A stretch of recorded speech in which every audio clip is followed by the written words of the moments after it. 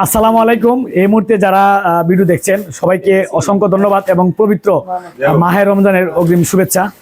যে আমরা প্রচেষ্টা ফাউন্ডেশন কিন্তু প্রতি বছর আমরা রমজান উপলক্ষে গরিব এবং দুস্থদের মাঝে আমরা ইফতার সামগ্রী বিতরণ করি।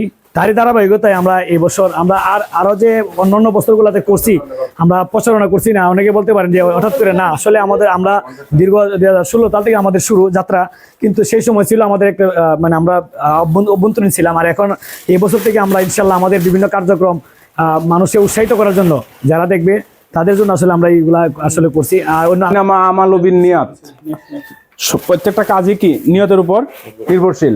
আমি বিশ্বাস করি জ্যাঠাগ্রাম প্রচেষ্টা যুব ফাউন্ডেশনের প্রত্যেকটা সদস্যের একটা সহি নিয়ত ছিল।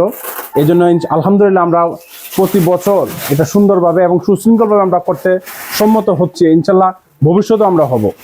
যুব ফাউন্ডেশন কর্তৃক আমাদের এই রামাদান বার্ষিক রামাদান প্রজেক্টের আমরা 9 বছর অতিক্রম করতেছি এই বছর। তবে এতদিন আমরা মোটামুটি প্রচারণা বাদে নীরবে আমরা আমাদের যে যাদের কাছে আমরা পৌঁছানোর কথা আমরা তাদের বাসায় পৌঁছে দিয়েছি। রহমানির রহিম।